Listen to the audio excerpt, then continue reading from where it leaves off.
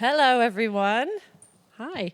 It's so bright, so if we're squinting, that's why. But it's really great to see all of you here.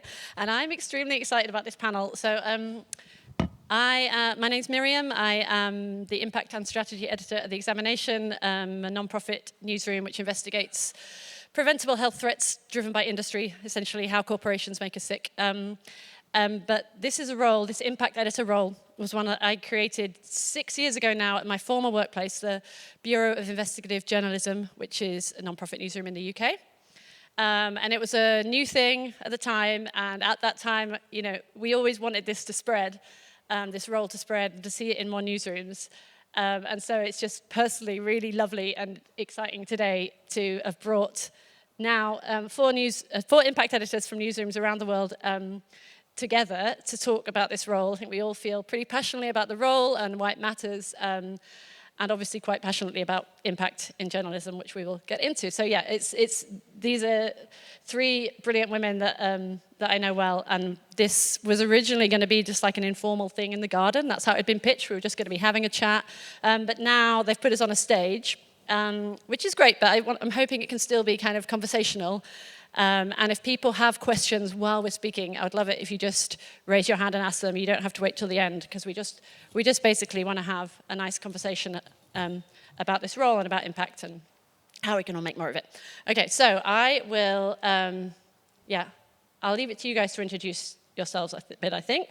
But I'm just going to start with a very overarching question, which is, I think we probably have to start with how your newsroom defines impact, because if the audience doesn't know that, it's kind of hard to know what the impact editor role does. But so how do your organizations define impact very broadly, and what is the role of impact editor in your organization? What's your mandate, and what does that look like in practice? Very high level, then we'll get more into the specifics. So who wants to go first? I guess everyone's. Oh. Hello. And remember to say, who you are and where you're from. Yeah, sure. So, hi everyone, I'm Tessa. I'm the impact editor at Lighthouse Reports. So a bit about Lighthouse is we are a non-profit investigative team that is behind stories, investigations in media around the world. So we're not a publishing platform ourselves, but we collaborate with media across the globe with the idea of being that we go to where the audiences are at rather than making them come to us. And so we cover a bunch of different issues, from AI and surveillance to food systems to migration and border violence, post-conflict areas or accountability in post-conflict areas. And most of our team have specialist skills like open source reporting, data reporting, and also impact. And I guess to speak to how we think about impact at Lighthouse, so it's kind of at the core of our mission, which is to make progress on the issues that we report on. And I think that's reflected in the way in which the impact team is kind of constructed at Lighthouse, which is we have an impact director who sits at the director level, Ariadne, and then we have myself, who is the impact editor, and then we have a visual impact producer, Wael, who is responsible for thinking about different visual strategies to reach new audiences. And I think the role of the impact team is to entrench this kind of impact mindset at Lighthouse. And so impact is a responsibility for every journalist and every editor at Lighthouse. And the impact team kind of like works hand in hand with the reporters and the editors to make impact on the issues that we report on. So I guess how this works in practice is that, impact, as we always say, it's not just like a press release after your investigation goes out. It's important from the very beginning to understand and like the progress that we want to see on the issues kind of informs what we report on and how we report on it. And so, we're thinking about the impact right from the pitch process of our investigations. And because we're not a publishing platform, we're also asking questions like, which media partners do we need to work with in order to access the audiences that need to see the investigations? And in what ways and what formats should we be delivering that investigation to those audiences in order for it to to be positioned to make the best impact as possible. And so we have what we call an impact framework, which is where we guide the reporters and the editors through kind of identifying maybe some goals or some overarching goals that they want to see come from the issues that they report on, noting that, you know, no one single investigation can kind of move the needle necessarily on those goals, particularly when progress is very difficult. So what we do is also identify some kind of key deliverables that we would want to see from an investigation. So if the goal was to say, we want, you know, a policy change or a law changed or a public discussion around an issue, some key deliverables could be something like a politician raises a question in Parliament in response to our findings, or an influencer makes a video that, an influencer who accesses a specific strategic audience makes a video speaking about the investigation. And these might be some of the kind of deliverables that we're thinking about coming from impact.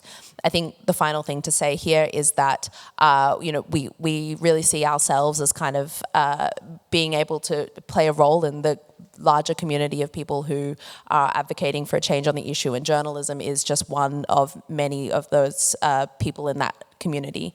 And so I think really key to our impact model is doing deep listening of policymakers, of civil society activists, of communities on the ground who are working to make progress on the issue, and trying to listen and learn from them to understand the impact that we can make, and to be humble also about our role in that impact process, noting that, you know, we are not the only ones who are working in that space.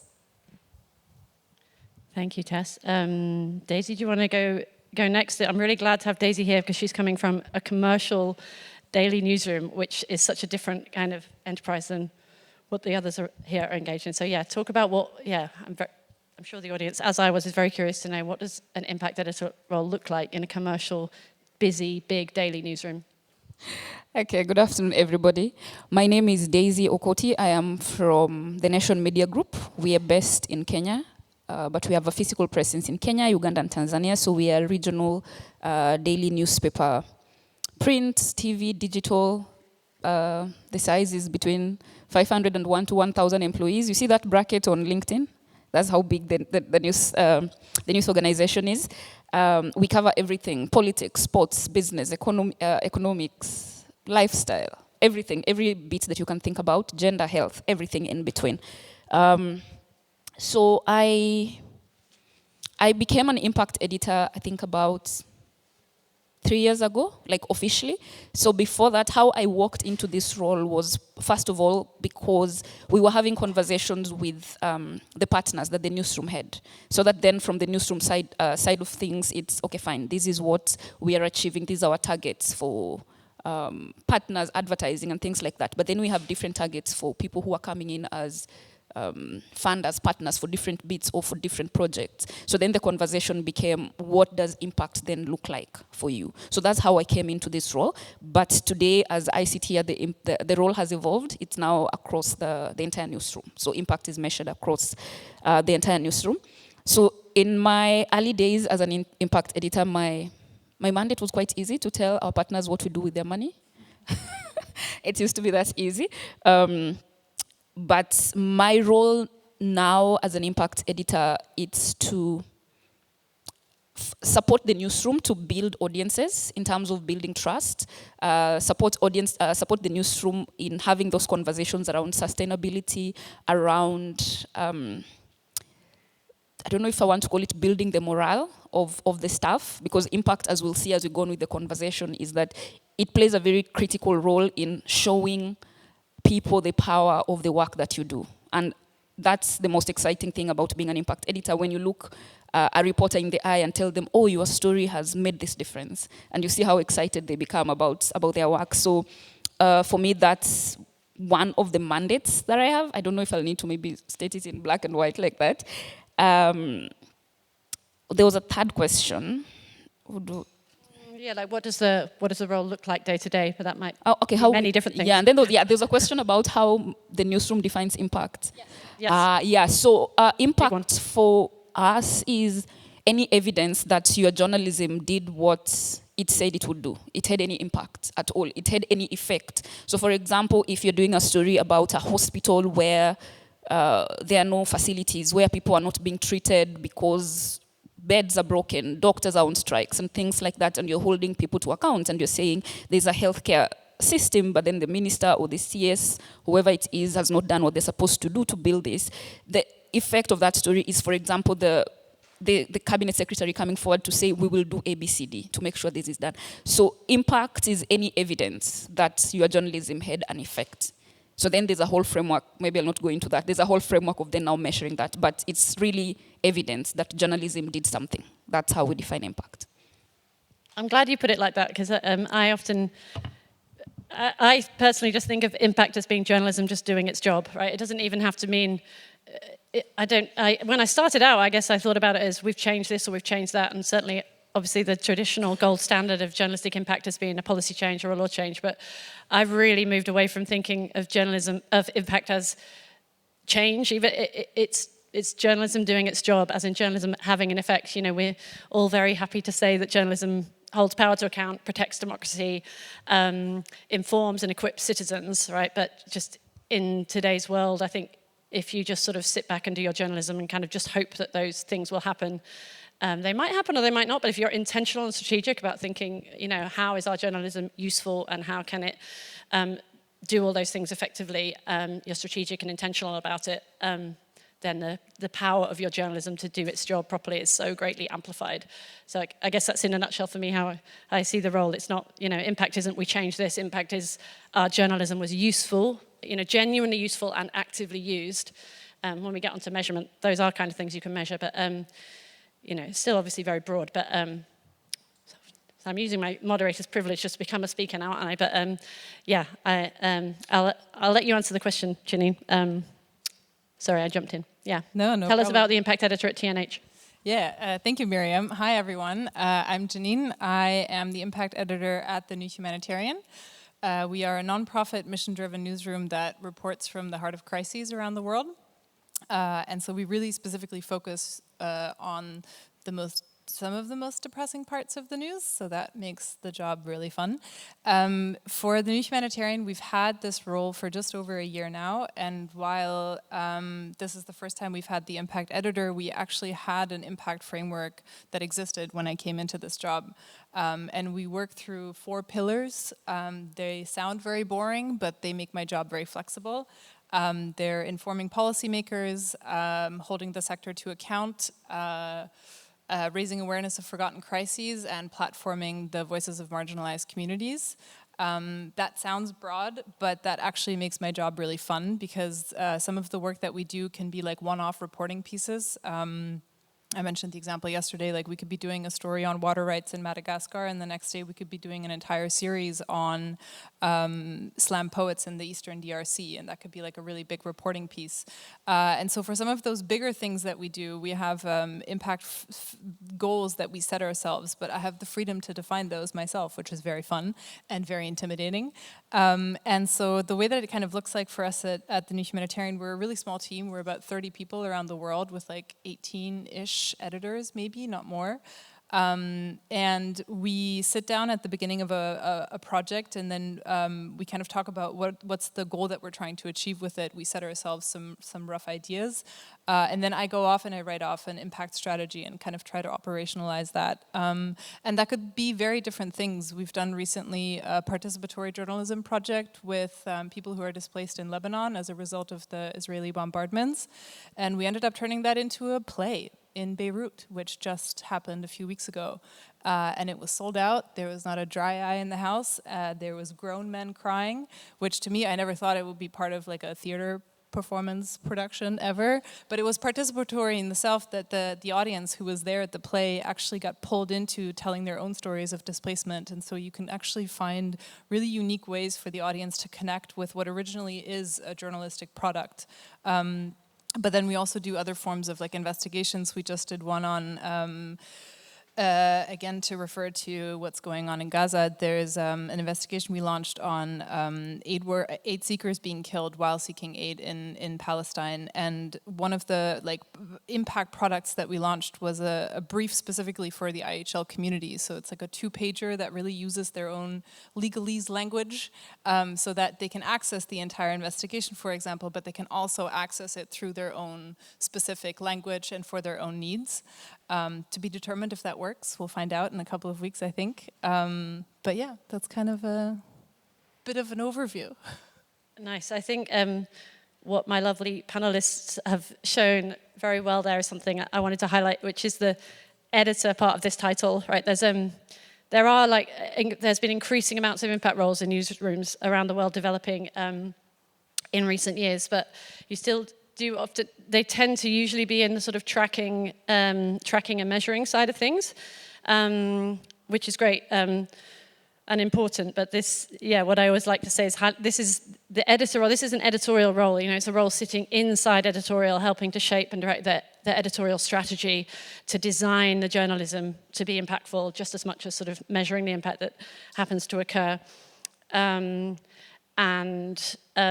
Which brings me to my next question. Like, why is this, why is that role important? Why is it important for a newsroom seeking to make a difference in the world to actually have this senior editorial role? I can go first. Okay, so it's very critical. We are in a space where, and I think it's a conversation we started having since the opening of this forum, and the conversation was that we have fragmented audiences. How do we rebuild trust? How do we do all these things? And this role, first of all, is very critical because it takes us back to why journalism exists and why journalism is different from any other thing that's not journalism, and the power that journalism still has that's different from any other thing. We have the power to influence policy. We have the power to build audience trust in the media. We have the power to hold power to account. We have, and all of these things. So this role becomes very critical at this time when we're talking about audience sustainability and how do we get our audiences to read us and consume our content in a way that is speaking to how useful it is to them. If I told you people, I'll give an example. So we broke a story maybe 2 months or 1 month ago in my newsroom where the president was building a church in the State House. A whole building. So State House is public land and all of these things. So this was an investigation. So no one knew about this thing. So it came out. Of course, the first reaction was the president said no. There was not the president. People said no. And then eventually the president came out to say yes. And what happened as a result of this is we were starting to have conversations around, is it okay for a president to build a church in State House? And so it became an avenue for public information. It became an avenue for conversations around what should be done, what shouldn't be done. So that when you see conversations about or stories or content where it looks like the media is being too critical about, say, government or public officials, then it's clear that there is this that's going on. It's not just because, maybe they do not like the regime, or maybe it's just because of that. So it's very, that's an example of why impact measurement and impact is a very senior editorial role, because then it helps in shaping all these conversations. Because again, for things to move in a newsroom, you need some level of authority, because if you're an impact editor and you do not have power like that, you do not have a team or you do not have the resources, you might have very good ideas. But if you work in a newsroom as large as I do, there's a very good chance that yes, you will have this that is very good, but no one will pay attention to it, either because they have other priorities or no one understands it. So that's why then the support from the senior leadership is very critical, but also the role itself. So that if you're having a conversation with a reporter or with someone on the team and telling them this is an important follow-up story that we need to do, or this is an important thing to think about, even during meetings and during planning, then it has some weight. So building audience sustainability is very important now as we build the trust for audiences, and also just holding power to account. Yeah, I'm glad you've mentioned sustainability, because I always like to point out that impact is not just this moral enterprise, right? It's also kind of fundamental to survival. Like we know we have to be of genuine value to the world and to our audiences, and show that and tell that if we're going to have any hope of surviving. Janine, why do you need an impact editor at TNH? Why is it important? Because the state of the world and also the humanitarian system is, can I swear? There was a lot of swearing in the up. previous. Actually, they said beep, so you can maybe just. It's beeped beeped up. No, I mean, look, I think that at the end of the day, we are, like I said, nonprofit, mission-driven, and what we say by mission-driven is the system needs to change, and the system is completely incapable of taking care of the people that it's set up to take care of, and like I think. Often very similarly to my role to kind of what we report on, like the origins of the humanitarian system is born out of like colonial violence. And I think at the end of the day, like why do we need an impact editor is because at the end of the day, journalism always created change in the world, and like impact editors kind of hold the power that journalism has to account. I don't know if that made any sense. I came up with that at 3 a.m. Quite meta, so... No, I think I get you there. It's like making sure that journalism recognizes like that it can do this really good thing in the world if it does it properly, and making sure it does it properly, right? Yeah, absolutely. Yeah, and like it's not just up to an individual editor to come up with impact, right? We talked about this yesterday as well. Like it's a team effort. Like none of us can do our jobs individually on our own, and you need to be able to have everyone pulling on the same strings. And if those strings are making the world a bit of a better place through fact-based independent reporting, why not? Yeah, I would say from what you said about both of you, what both of you said have demonstrated one of my it's so important to know that if you try and have an impact role just on the side on its own, that's not at a senior level. It's just that person is going to have a pretty horrible time, and it's not really going to work. Like you need to have this, like it needs to be coming from the top, and for me that's why this role is important. That if you've got, it needs to be a senior role that really does have power within that editorial decision making. Tessa, why does the role matter at Lighthouse? You're already a mission-driven newsroom, so... Yeah, I mean, just to echo also the stuff about, accountability journalism being in a kind of crisis area and, the purpose of journalism also being a service, I think that journalism as a field needs to keep up with the reality that, publishing a story is no longer accountability anymore, that it needs to go further to make sure that those stories are delivered to the right audiences in the way that they want to receive them as well. And I think to speak to the importance of an impact editor itself, I think it is the luxury of having someone who can understand the role of the investigation in the wider issue, in the context of the wider issue in the world, who's able to have the time to go out and speak to, for example, policymakers or civil society organizations and ask, what are you working on? Where could our findings be useful? And how can we get them to you in a way that can be most useful to you as well? And to be able to provide that service. And I think that that's something that reporters and editors can do, but having someone that is a senior impact editor can help motivate that process and can help make sure that it's a priority in the lifeline of an investigation. I think as well as Janine was saying that there's also other things that you can do to make sure that you deliver your investigation to communities that might not see it through your own publications. And I think having an impact editor allows you to have space to work with reporters from that. I mean, an example of this being, we published a story about 2 weeks ago now looking at children who were stolen from their parents under the Assad regime in Syria and placed in orphanages in order to pressure their parents to cooperate with the regime.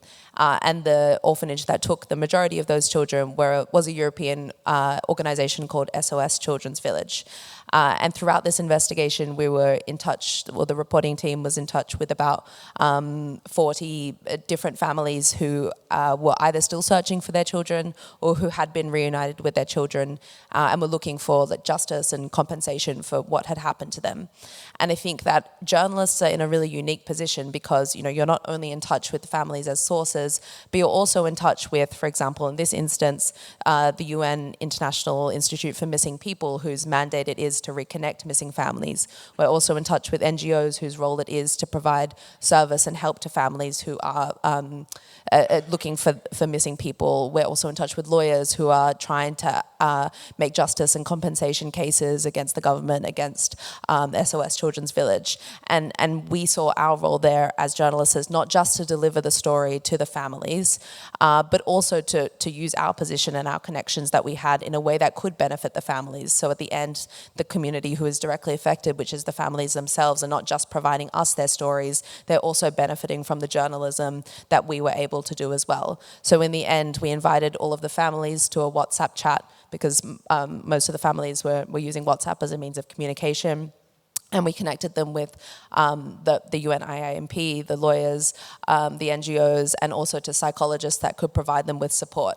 And I think this is an example of, how an investigation or how, journalism can live beyond just what is published, and how an impact editor can, work really closely with the reporters and the other editors to make sure that journalism can go beyond that. Thank you, Tess. I was actually going to go off script, and I thought it was going to stress you out, but you've ended up answering the question, which was, I wanted to make the point, or ask the question, like, that the impact can actually come from the process of the journalism just as much as the product, is another lesson I've learned along the way. It doesn't have to be the story that's making the change in the world. It can actually be how the reporters have been, the relationship you've had with the people that were in your story, or like how through collaborating with them, you've equipped them with agency or skills or connections, like facilitating connections, really powerful impact. And Janine, you've done some great participatory projects at sorry Tessa, did you want to jump in? No, I was just going to say, and I think that's why it's so important for an impact editor to be embedded in the process, but also for it to be top of mind for the other, like the story editors and the reporters themselves, because they have to be the ones who are also aware of the connections they're making and have these ideas and be coming to you with ideas. So I think it's really important to build that relationship within your own team as well. Yeah. Tell us about an example of sort of some participatory journalism that you've done at TNH. So the one I mentioned earlier is the Lebanon Displacement Diaries, where we had our Middle East editor, Annie Slemrod, put together a team with a project coordinator. She herself is Lebanese, Zainab Shamoun, and she herself was displaced during the Israeli bombardments. And they set out to, they're incredibly ambitious women, and they're awesome, and they set out with a lengthy process in advance to not only identify people who are willing and comfortable to share their stories. In the Lebanese context, it's really, really, really difficult to share certain experiences. There's certain parts of society that are quite divided.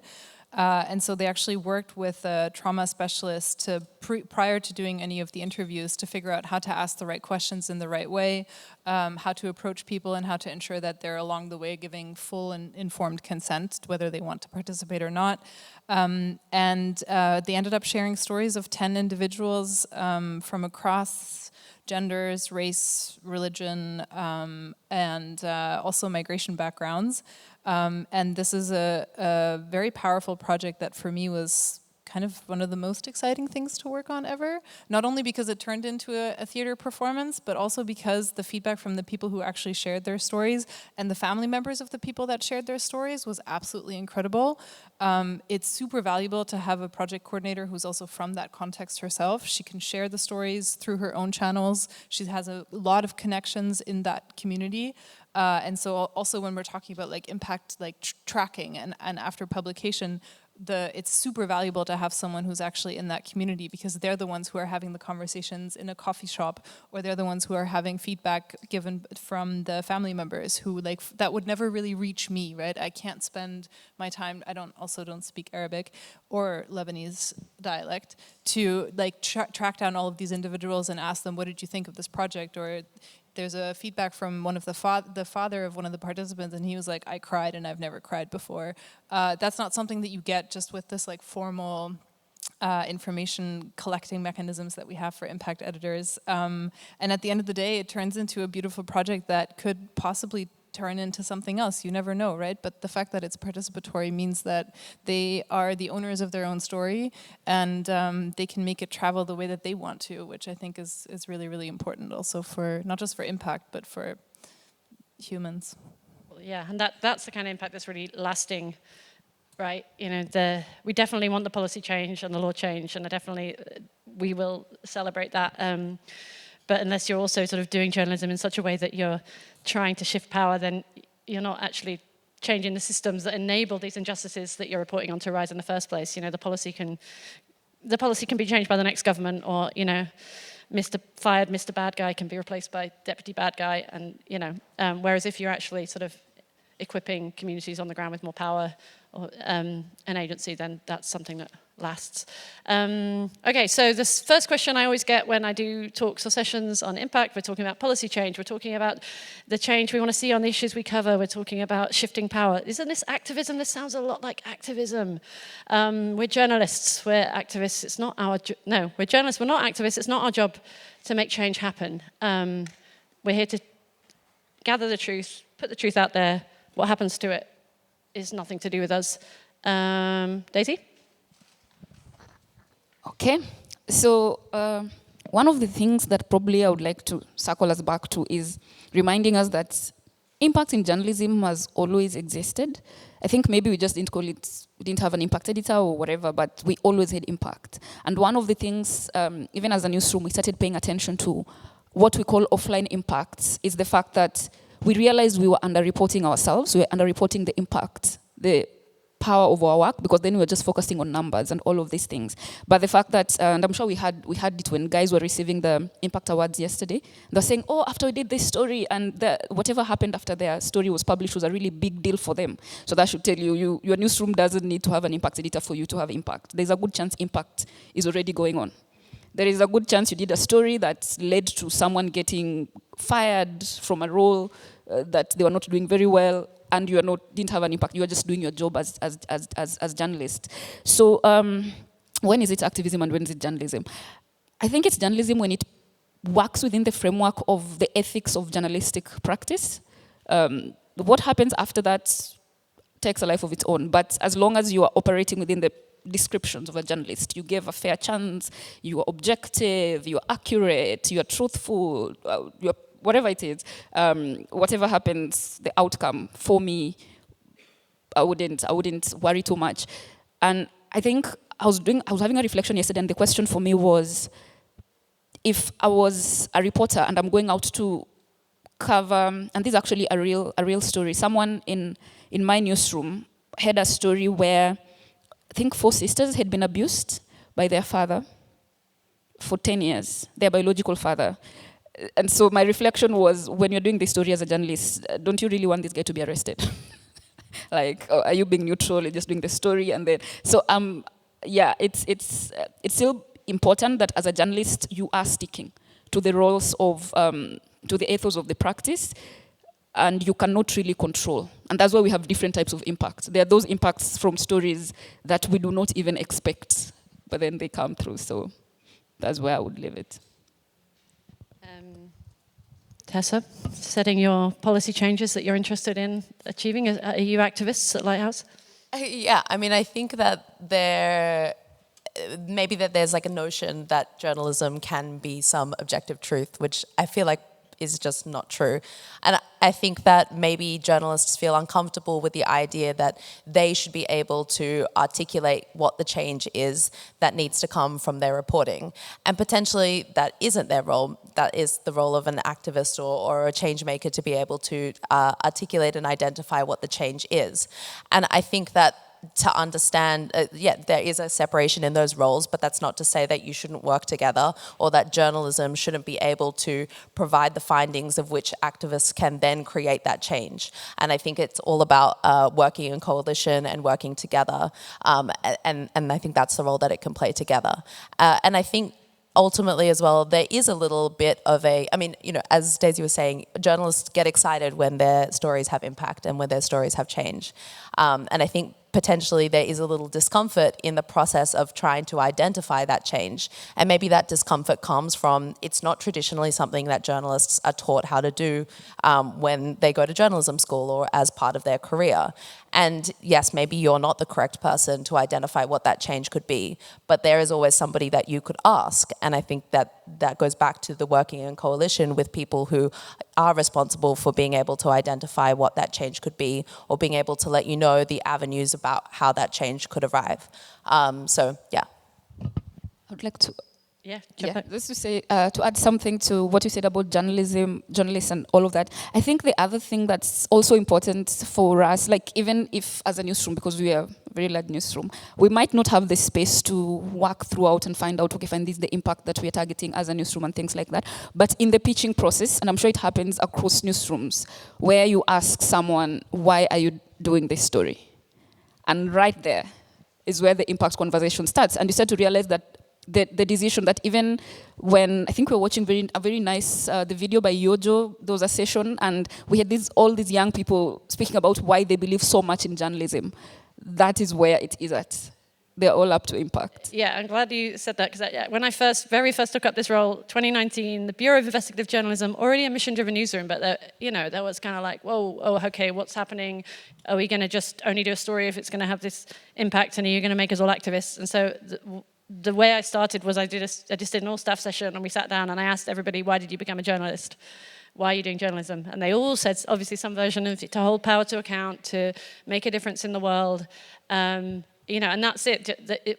This role is just really here to help make that happen more effectively, because if you just sort of sit back and hope that will happen, it will if you're doing good journalism, but if you're actually strategic and intentional, and as you spoke about, Tessa, connect, really build meaningful relationships with all the other parts of society, all the other sectors, the lawyers, the academics, the artists, the civil society organizations, the other groups, and there's many actors that play a role in driving change. And journalism is a really key part of that. And we all know that, we all recognize that. So it's just really building structures and processes that really amplify that and strengthen that. And as I said earlier, just make journalism do its job better, I think.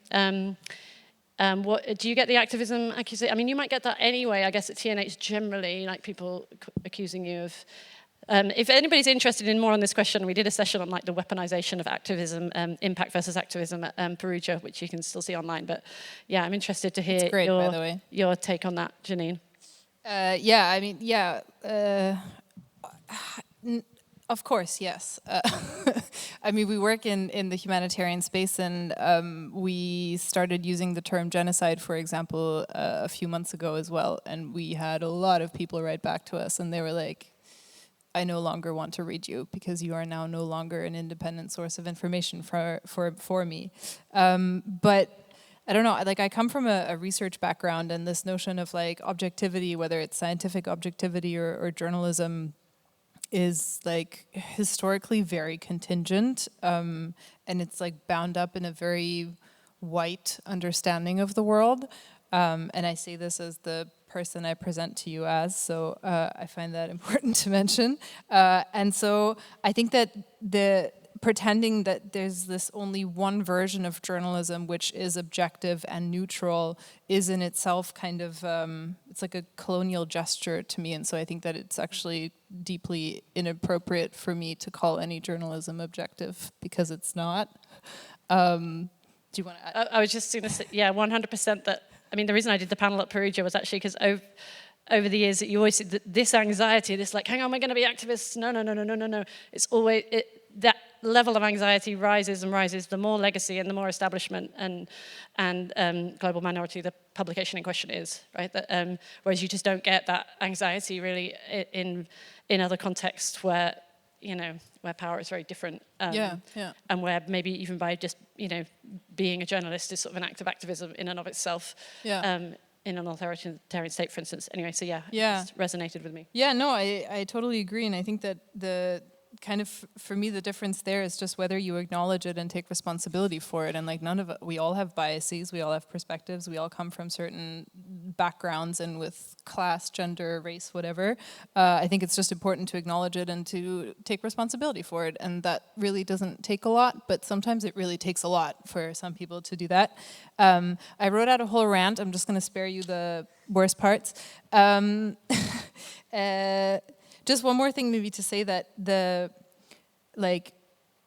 not thinking about impact for me actually feels like more of a political choice, because it kind of preserves the status quo, and it kind of assumes this nonchalantness of journalism, not just journalism, I would say, like many other things as well.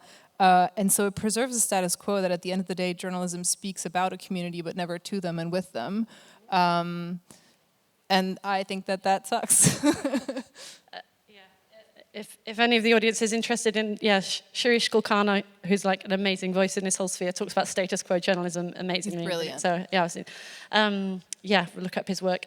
Okay, I was thinking, will we fill the time? We're definitely going to fill the time, and I want to leave a lot for questions, but we haven't even got onto the challenges question yet. So, there are a lot of challenges in this work, I think, and even in these newsrooms that are dedicated to it. It can still be quite a lot of emotional labor, I've found, for sure. And there is a tension, there's a tension in editorial and the relationship between different parts of the newsroom with different priorities, even in a mission-driven newsroom. So that's sort of hinting at some of the challenges I face. But I'd love to hear from each of you, what are the biggest challenges you faced in this role, in this line of work? Whoever wants to go first. Tessa, why don't you go? Hello. Oh, yeah. I think one of the biggest challenges is of kind of newsroom prioritization. And I think, there's obviously a lot to be done when you're either producing something that's day to day or even in, long-term investigations. And I think setting the impact of your work as a priority can be a challenge. But I think ultimately, what we do is public interest investigations. And if only, the very information elite or the people who have time to read long reads read it, then ultimately who did we do it for? And that journalism is not, providing the outcome that it should have. And so I think that the challenges for newsrooms to maybe restructure some of their thinking and prioritize, like what are, for example, the different ways and formats that we need to get an investigation to in order for a community to be able to access it and then act upon it. And I think that's like a resource question internally, or even, are we able to, resource an impact editor? And I think in the case, if you're not, then how can we entrench a culture of impact thinking within the newsroom, which I think has to come from the leadership and has to come from, the general culture in the workplace, and be a prioritization in the investigations. I think just another on like a practical level, I think that there's, different types of impact editors or impact producers. And I think that there's one that's able to kind of give, strategic or editorial advice to the team. And then there's, the kind of impact producer that might be very embedded in a context or embedded in an issue and be an expert and be the person who's going to be able to give you all of the contacts that you should talk to on this issue and know everyone on the ground and have, kind of the expertise to be able to provide you that advice. And I think maybe that's kind of a strategic decision as to which type of impact editor you want to hire or is more appropriate for your newsroom. I think at Lighthouse, because we work on such an array of different issues, we're like, as myself, I'm not an issue area expert in every area, in fact in very few, and I think what we do is rely on people who are, and my focus is on building strong relationships with those people who can provide you the strategic advice and being able to work hand in hand, so you're not just taking from them, but you're making sure that your journalism is helping them too. And so I think that that's kind of one of the challenges, is being able to, make sure that you have those strong relationships in the areas that you need them, and being able to forward plan as well and predict kind of what those, what kind of areas or what kind of relationships you need to build in order for this work to have the intended impact. Thanks, Tess. Daisy, I think you face some pretty unique challenges in your massive commercial daily newsroom doing this work. Yes. So tracking impact was a whole new culture shift, which meant I had to do trainings. As I said, impact has always existed. And I remember one time having a conversation with my editor-in-chief, and he asked me, Daisy, if your trainings are to be successful, what would that look like? And I told him, I want everyone in this newsroom to be able to recognize impact when they see it. Because ultimately how impact reporting, impact tracking works is you work collaboratively with reporters and with editors, because you can't be in every single place where the impact is happening. So that was very critical for me and in my training. So the culture shift then became that bit of, okay, fine, so why should I pay attention to you? And when I had just started being impact editor, I was not a senior editor at the time. So just listening to you like, okay, why are you telling us a lot of things? And then it also felt like I was adding them work. They're like, I've done this story, I have finished, I have gone. Why are you asking me stories about it? And then there were also notions where I was thought of, I think, kind of like as a spy. Like, why are you asking so many questions about that investigation that already passed? Why do you want to know about that investigation and all of that? So there was a lot of culture shifts that needed to happen, and it was particularly challenging because of the size, of the newsroom. And then there were also competing interests. Because remember, at the time when now we're introducing the whole impact editor assignment, we also had the whole digital transformation going on in newsrooms. So people were just feeling like, there are so many things going on in this newsroom, and sometimes it takes a while before they come to fully appreciate what you're trying to do, because now you're trying to teach, to explain things without results. And they're like, okay, fine, why should I sit through this? So that was the culture shift, because you're really pioneering culture changes within the newsroom. And now I feel very excited when someone writes to me and they say, oh, Daisy, you know what I did this story? There was this minister or this person who called, and then they sent this. Is that impact?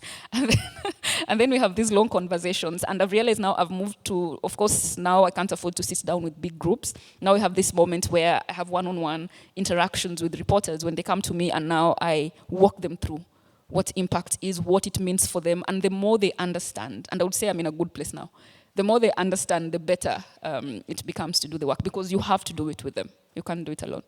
Yeah, culture change is a long process, and persuading journalists that you're not just trying to get in the way of their story, or it's a journey. Janine, how's it been at TNH? Yeah, this resonates a lot. I think it's like, for me, it's kind of internal and external challenges. The internal ones definitely are around kind of like figuring out how to make your colleagues, and especially the reporters and editors, to feel empowered and not like a nuisance. Like, you're not just constantly being like, hey, I've sent you 8,000 emails, and they're like, I want to come to you with things. So I think that takes a lot of time. It takes building trust. It comes also with like not having mission creep. Like, I feel sometimes people see, or at least in the experiences that I've had, sometimes I'm like, I'm not a comms person. Like, I am not a marketing expert. I do not know how to do that. And also, I think I would really suck at it. So I think it's also important to kind of establish, I wouldn't maybe call them boundaries, but like expectations with your colleagues. And because we're really small, like for us, that's actually kind of easy to do. Like, you just sit down and have lots of conversations with your colleagues. But they're across the world, so sometimes I've only met some of them like once or twice in the real world.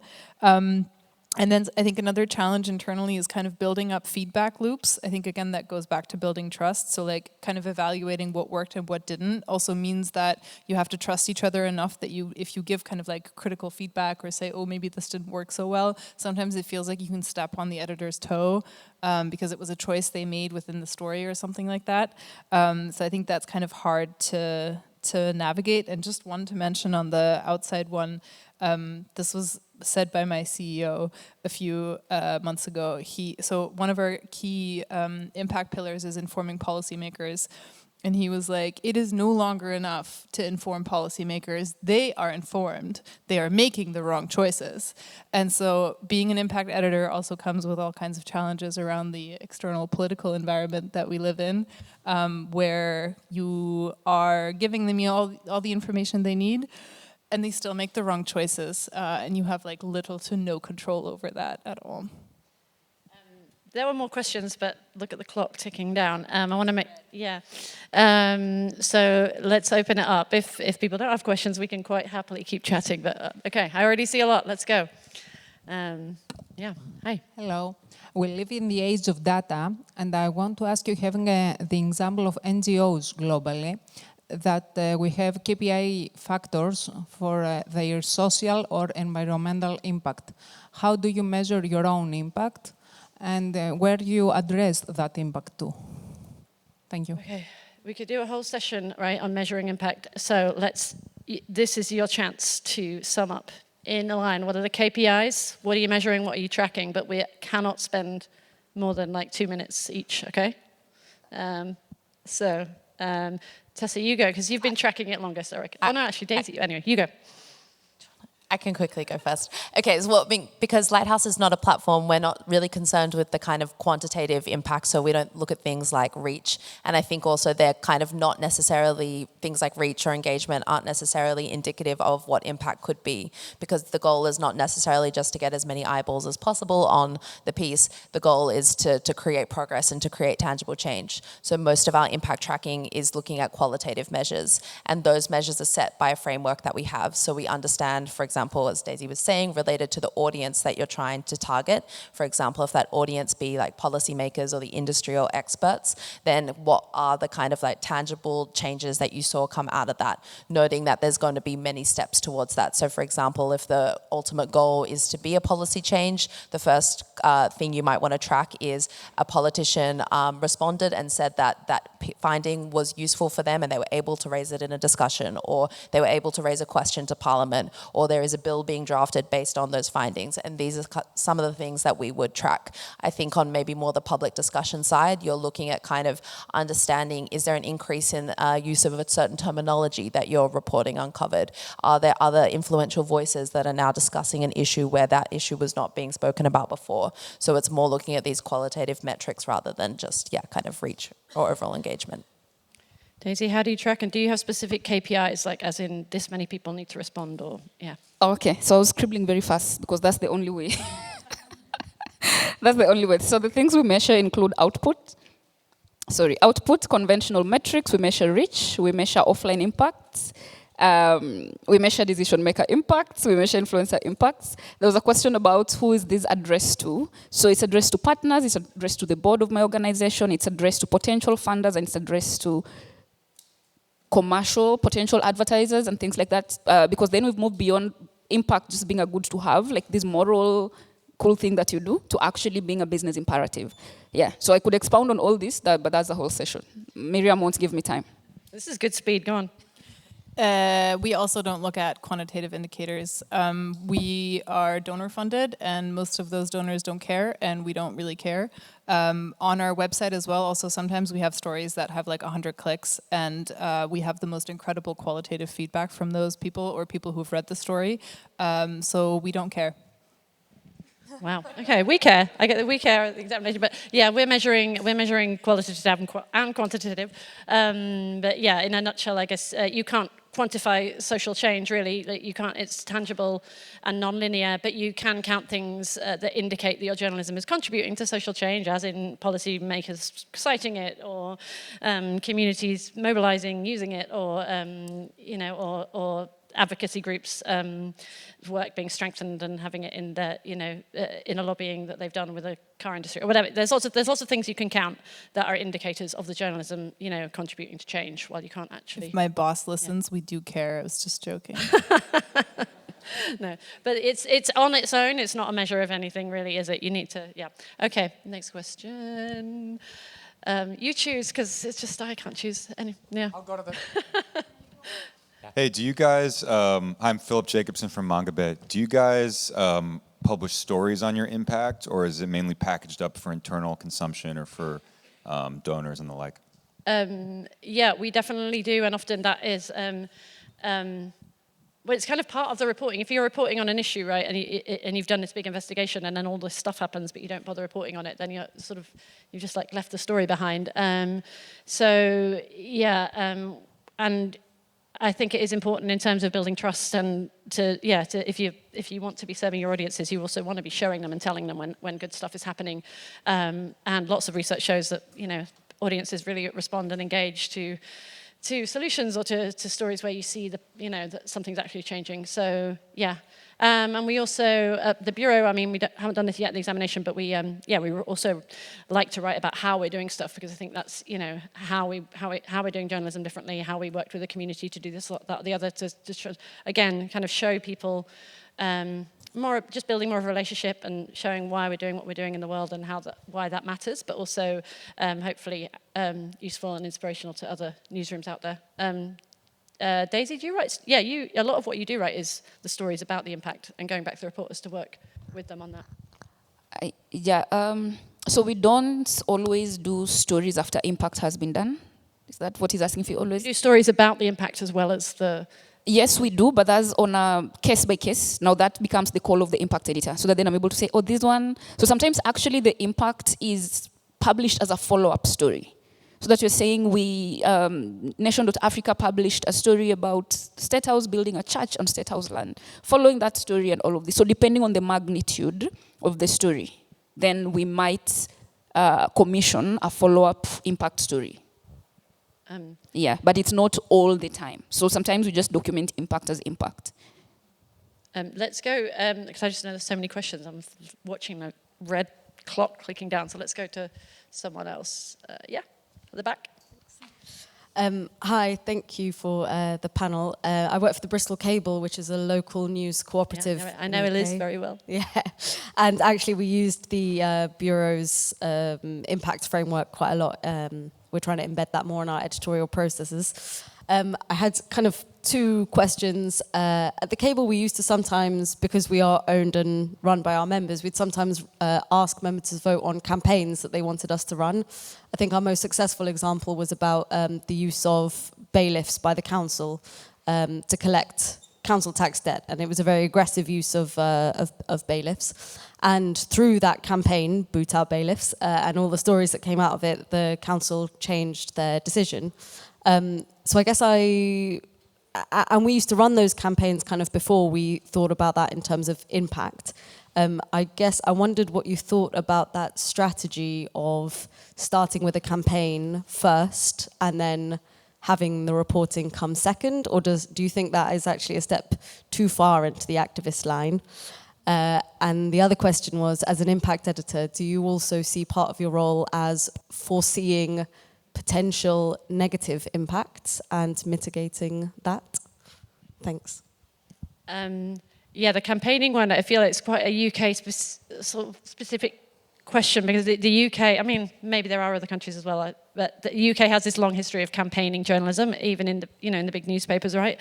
So it is something that is sort of accepted as part of the journalistic landscape, I guess. That whereas I think for independent global newsrooms like ours, I think we are then definitely just going to, it's going to be crossing over a line that it's just not appropriate for us to start. Then, yeah, we're not going to be able to fend off the activism accusations, that's for sure.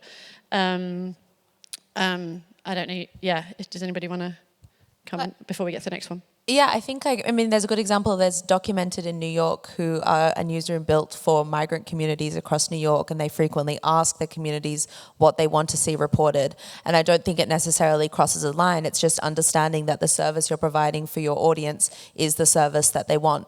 And so maybe that is in the form of a campaign, but maybe it's even in the form of a questionnaire, or even like a question on your newsletter. So I don't think it crosses the line in that sense. Yeah.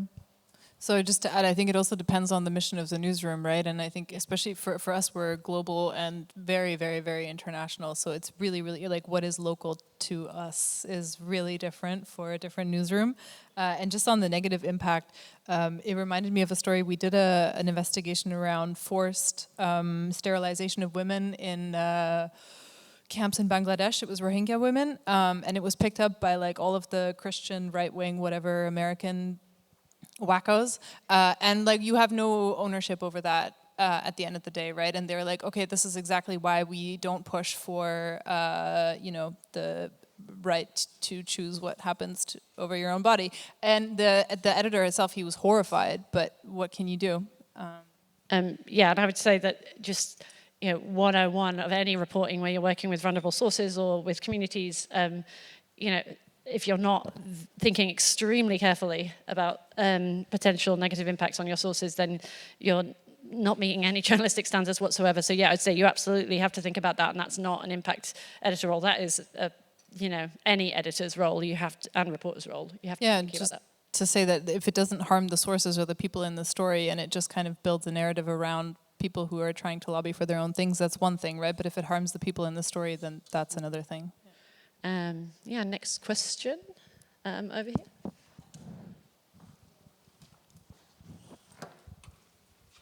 Hi, if you guys could talk specifically about how your individual roles as impact editors came up in your orgs, like whether you applied to the roles and were filling them, or if you sort of had to pitch and finesse them.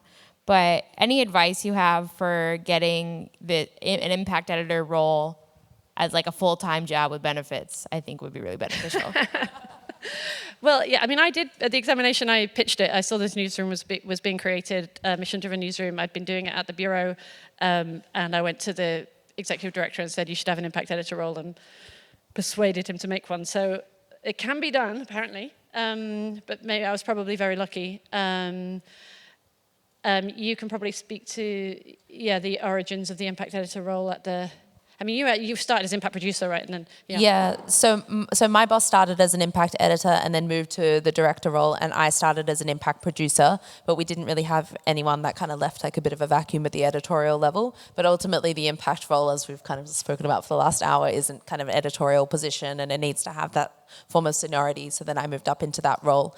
But I mean, I think since then there's been a lot of other journalist organizations that have approached us to ask us how that role works, and I think that there's a lot of curiosity, but particularly in the nonprofit journalism space, about like how they can incorporate some sort of impact role in their workplace. So I would say it's probably not a bad idea to reach out because people are really curious about how that role works. Yeah, there's a lot of newsrooms thinking about this, and I mean, it's really the money. So especially if you go to them with a funder that's like up for funding it, and funders are extremely interested in this, right? Funders are not funding journalism for journalism's sake; they're funding it for the impact that it can make in the world. And so,